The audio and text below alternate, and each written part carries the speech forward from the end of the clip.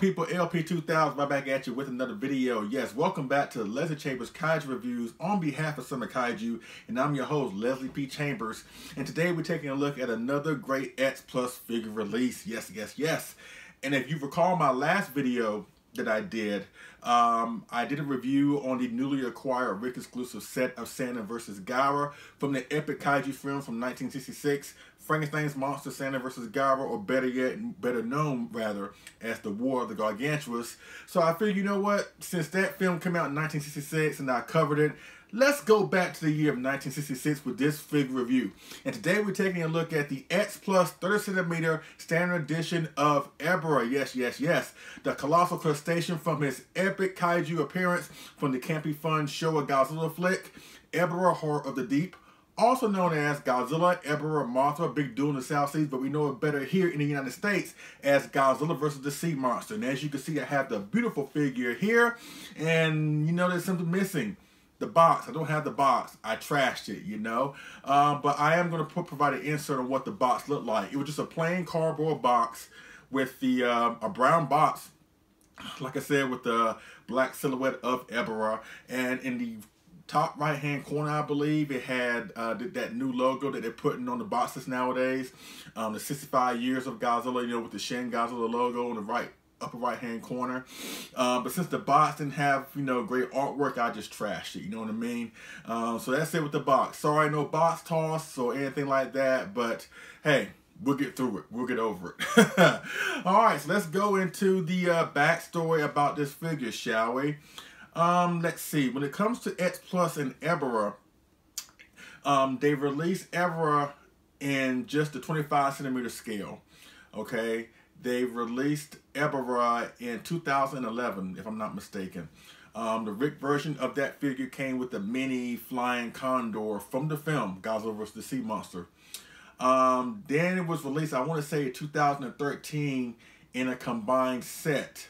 Because the Rick exclusive edition of the 25cm Godzilla 1966 came with the mini form of a mini replica flying form of Mothra. I have a review on that on my channel as well. It's back in the archives. Please check it out. So they combined basically the Rick exclusive edition of Ebirah and the Rick exclusive edition of the 1966 Godzilla and compact them or combine them in a box set where you get 4 figures, you know, 2 25cm pieces and 2 mini small pieces, you know. But they have never done Ebirah in a 30cm scale until now. So yes, this is the first Ebirah in the 30cm scale, you know. And we first saw pictures of this at the Super Festival show back in November, and that show was really noteworthy of a lot of things that X Plus showcased during the show. They showcased for the first time what the gigantic Godzilla 1989 looked like painted, because up until that point we only saw prototype pictures of it not painted. They showcased the upcoming Death of Realzilla, which should be shipping from Japan as we speak. They also showed the Favorite Sculptors line 64 Godzilla that got released back in January. And they also showcased this Ebirah. And once again, this was a shocker because we didn't expect Ebirah to come out, you know, from the 30cm scale. So that was a pleasant surprise. So that's basically the backstory about this figure and how it came to be. And it just got dropped, got released in February. It was originally going to drop in January alongside the Favorite Sculptors line 64, but it got pushed back, I guess, due to production issues. You know, that happens sometimes, people. That's just the way it is when it comes to collecting. And it got pushed back to February. And now that I have this figure in my hand, I am blown away. And I really do love this figure. I really do. Considering that he comes from one of my most favorite Godzilla films of all time. I make no bones about the fact that Godzilla vs. the Sea Monster is my number 6 favorite Godzilla film of all time. It's huge nostalgia for me. It's one of the earliest Godzilla films I watched growing up as a child that morphed me into a hardcore Godzilla fan. So I owe a lot to this film. And then I owe a lot to this monster. Now, this is the standard edition. Now, the Rick edition came with an oceanic or water base where you can attach Ebirah to the base. And since I've been getting a lot of Ricks lately, you're probably wondering why I didn't go for the Rick. Now, here's my reasoning behind it. Nothing against those who got the Rick, because it is a great Rick Edition feature. I'm not going to deny that. However, with this piece, or with the Rick exclusive edition of Ebirah, what you need to do, because the base doesn't incorporate the entire figure. You have to take off the tail. I think you have to take off his legs right here and then insert it into the base where he looks like he's basically rising out of the water, which is majority how we saw him in the film anyway. But the reason why I didn't go for it, because like I said, you have to do all that just to attach it to the base. Now, if X Plus would have made a bigger base where it would incorporate the entire figure, where you don't have to detach this or detach that, then I would have went for it. And plus the price for it, the extra money and price for the Rick, to me, wasn't worth it. I think the standard Ebirah was like $157 or something like that. And I think the Rick was like pushing $200. So if you add on shipping on top of that, it's like $250, $260. And even though the Rick base is cool, or the Rick Ocean base is cool for Ebirah, to me, it wasn't worth the extra money. Now, it was worth like 25 or 30 bucks at the most, then I probably would have went for it. But when it gets up to the $40 or $50 range, I had to make a judgment call, and honestly, I didn't really need the Ocean base. And plus, I had planned on putting Ebirah on top of this rock right here to give him more size, you know, because like the 25 centimeter Ebirah, it doesn't come with anything to prop him up on, you know. And once again, that's the reason why I got the standard, because once again, the base is cool, and if you got the base, that's fine. But for me, I'd rather just save a little bit extra money. And like I said, I use this rock as my pedestal for Ebirah for him to be perched upon. And that's basically it with the backstory with me involving this figure. And so let's go into the review right now, and I'll provide some answers as we go along here. But yes, this is the 30 centimeter Ebirah from Godzilla vs. the Sea Monster. Yes, yes, yes. Once again, X Plus has done a fantastic job with this release. And me seeing pictures of the 25 centimeter Ebirah, and this is the thing, the 25 centimeter Ebirah has been one of the most elusive figures ever as my time as a X Plus collector, you know. It's one of those holy grail pieces for a lot of people. And I'm glad that they brought this one out, you know what I mean? Because that way I ain't got to hunt for the 25 centimeter. And judging by pictures, what I've seen, they actually improved upon the paint detail or the paint applications on this figure. Nothing against the 25 centimeter, but the 25 centimeter, you know, it had like a red color, but it was kind of like a bland brick color. It wasn't popping. But with this figure right here, they applied so much enriched detail into the paint apps with the different color of reds, the darkness here and there, the highlights on his body. They just made this Ebirah even more appealing than the 25 centimeter version. And normally, for what I've seen, that normally doesn't happen that way. Normally, a good majority of the time, the 25 centimeter pieces, at least some pieces, are more appealing to the eye paint app wise than the 30 centimeter. But this is a situation where the roles are reversed, that actually the 30 centimeter of Ebirah looks a whole lot better than the 25 centimeter, and it's a whole lot cheaper, which also makes it look better. Because once again, I've seen the 25 centimeter Ebirah go for stupid prices back in the day. $500, $600. At the most, I saw one go for $700. Thanks to those rapists out there that want to take advantage of new collectors. But with this Ebirah, you know, you had a chance to own this Ebirah for a good price, a bigger Ebirah at that, you know, with much more detail, you know. So basically, it speaks for itself. Once again, just brick red all over the crustacean's body here, with minor darkness here and there, like on his legs and on his tail. And it's like some beige highlights all over his body, as well as, I guess, these claws here on his back right here. Since Ebirah is a giant shrimp, let's get that, you know. That's what Ebirah means, I guess, in Japanese. Ebiri, or whatever, the variation of Ebirah's name comes from a Japanese translation of shrimp. That's what Ebirah is. He's a giant shrimp. And X Plus has done a fantastic job with this release. They really have.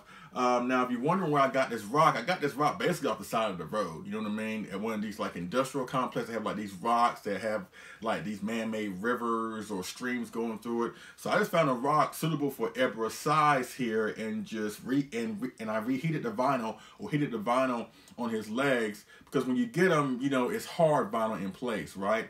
But you can if you want to do this set up here like I got mine right here. If you have the Ebra and you want him perched upon like a rock or something to give him more size like I'm doing right now, what you need to do is, like, you know, when you reheat or heat up the torsos of Godzilla's or the back sides of Godzilla figures to insert the tail, just basically heat up Ebra's legs right here, and then it'll, you know, get a little bit loose, you know, soft, and then you can position them around the rock right here. Don't apply too much pressure because you may end up snapping the legs off, you know. Now, if you have the Rick, I think the Rick, like I said, you can detach the legs because they have like little holes and pegs in there where you can snap them off and attach them at will. But with the standard, you know, you don't have that option. So if you do this, please make sure that you don't apply too much pressure when bending the legs to get around whatever rock that you choose or whatever pedestal you use for Ebra. And that's basically it. You know, this figure is amazing. Really is. It's a good size. Also, one more thing. His claws. Just be careful with these claws right here. Now, it does offer some articulation where you can move them a little bit, but not too much. And they do often at times run the risk of easily popping off. You know, you basically do what Godzilla did to Ebra at the end of the film if you mess around it too much. The claws can easily pop off with the pincers. But you can just, you know, put them back into place. It's no big deal. It's not like, you know, if you drop it, the claws are going to fall off. You know, maybe it will, but just be careful when you handle this Ebra. No different than King Ghidorah and other fragile figures. This one is no different. It's not too fragile, but like I said, the claws can come off if you apply too much pressure on them, you know. So just want to give that food for thought.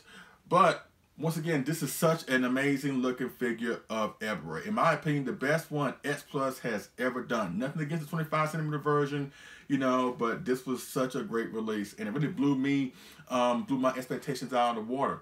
Because even though I was getting this figure, you know, I was excited for it, but I wasn't too excited for it.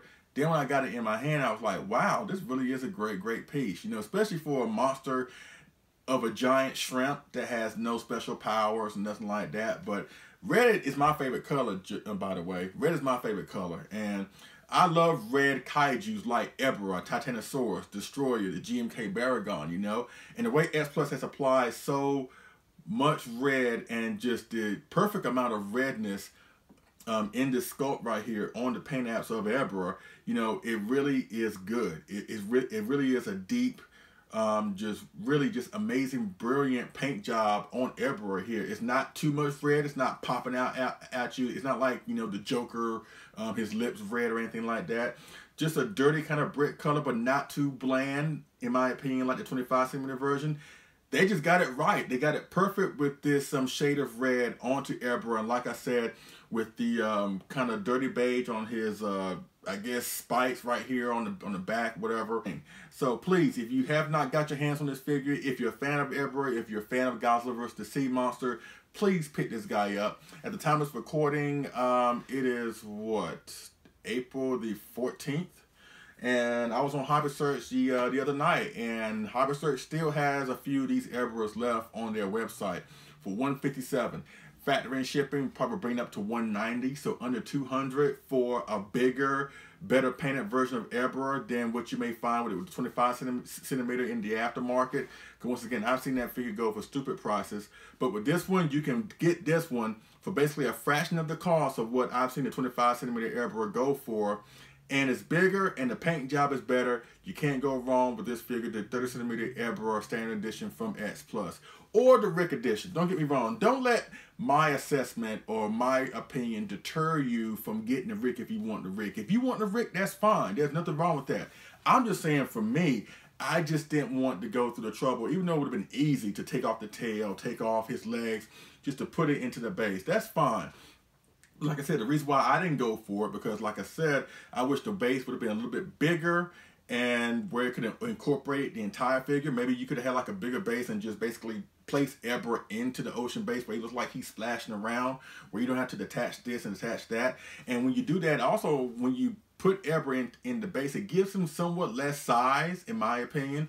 And since, in my opinion, Ebra is almost the same size as Godzilla, Ebra should not be like in comparison to Godzilla size-wise, he shouldn't be like Anguirus size compared to Godzilla. You know what I mean? That's one of my main issues with the 25 centimeter version.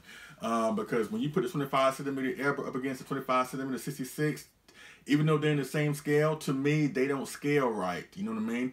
And speaking of that, when you'll see the my size comparison with the 25 centimeter Godzilla 1966 with this Ebra, actually, you know what? That actually works better with the 30 centimeter Ebra. You know what I mean? And you'll see that in the slideshow. You know what I mean? Once again, if you OCD about that, if you want, 25 centimeter figures to go with 25 centimeter figures, that's fine. But this is a rare occasion where the 25 centimeter 1966 Godzilla, can't talk today, the 25 centimeter 1966 Godzilla actually pairs well and actually pairs better with this 30 centimeter Ebra. You know what I mean? It actually pairs well. That 66 Godzilla does pair well with the 30 centimeter Ebra, where they kind of look like the same size, but you'll see that in the size comparison, or at least the second size comparison later on. That's pretty much it with the backstory about me getting this figure, the ins and outs of it. Sculpt is popping, the paint job is popping. Once again, this is such a good, almost perfect representation of Ebra, and you can't go wrong with this figure from Max Plus, the 30 centimeter standard edition of Ebra from Godzilla vs. the Sea Monster. Now, before we go into the slideshow, the size comparison with the 25 centimeter Godzilla 1966, I got one interesting size comparison that I want to do first. And as a matter of fact, let's go with the size comparison with the monster that he was originally going to fight before they put in Godzilla. And I'm talking about King Kong. And I'll explain more about that while we go through the size comparison. So let's bring up King Kong right now to go up against this Ebra. Let's go to that size comparison right now.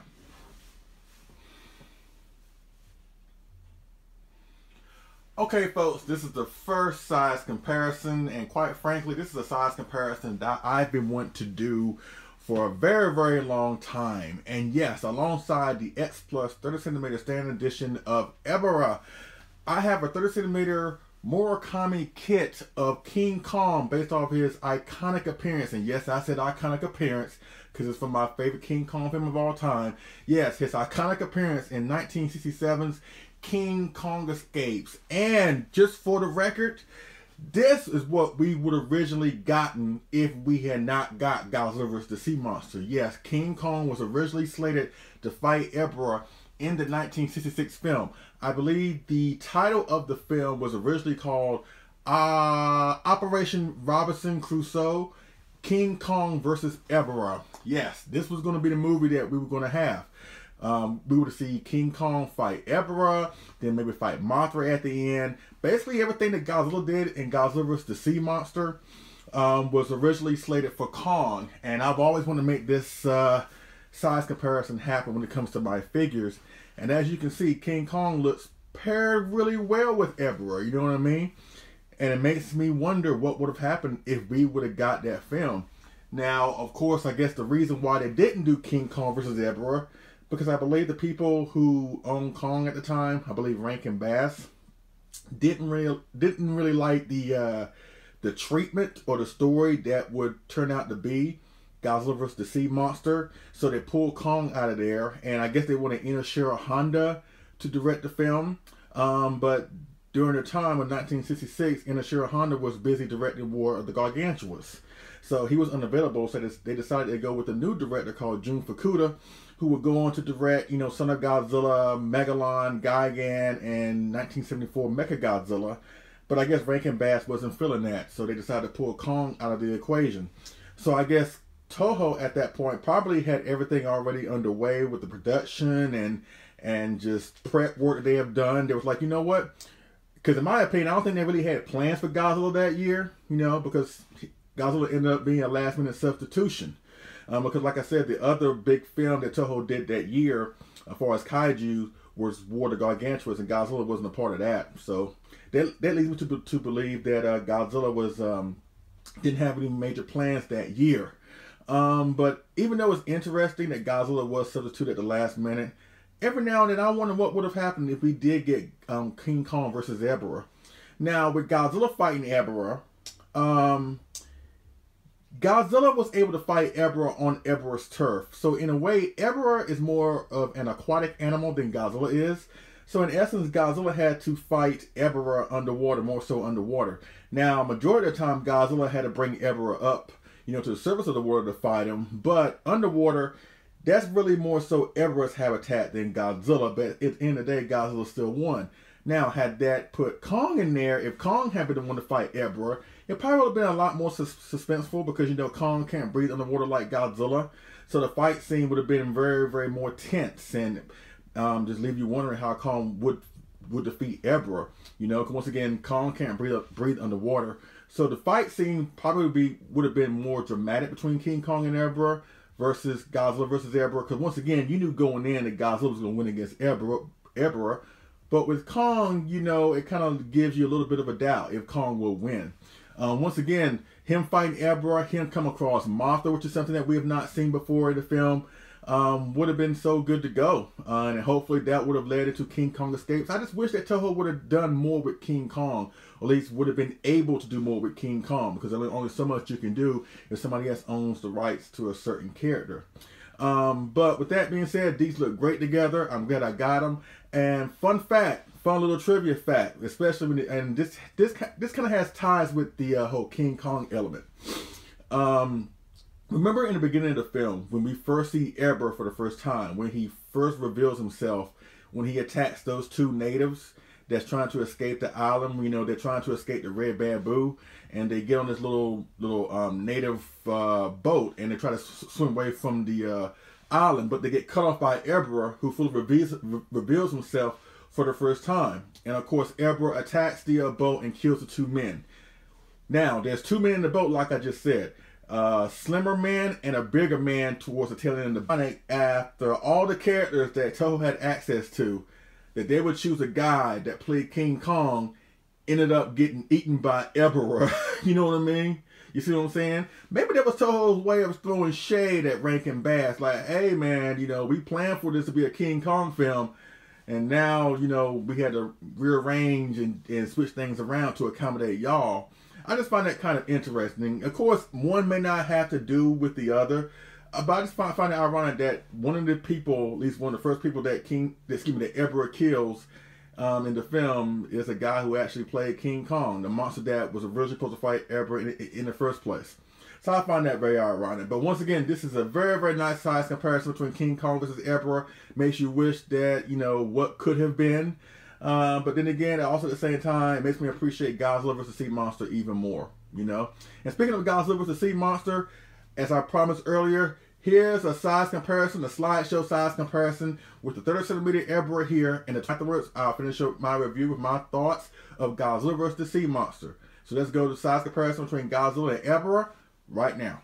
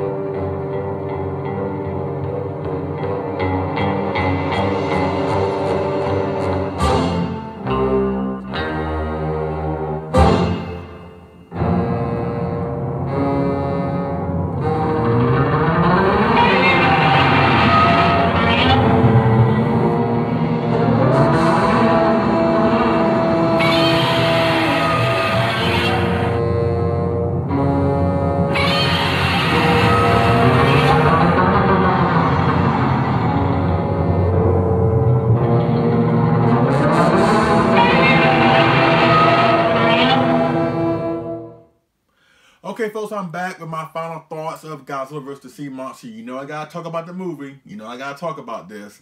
Basically to coincide with the 3cm standard edition of Ebra, courtesy of X Plus. You know, once again, such a great figure. If you can find one for a great price, please track it down. Like I said, they're on Hobby Search right now for a good price. Pick it up, you will not be disappointed. And alongside him, you know, I have the 25cm Godzilla 1966 that you saw on the slideshow.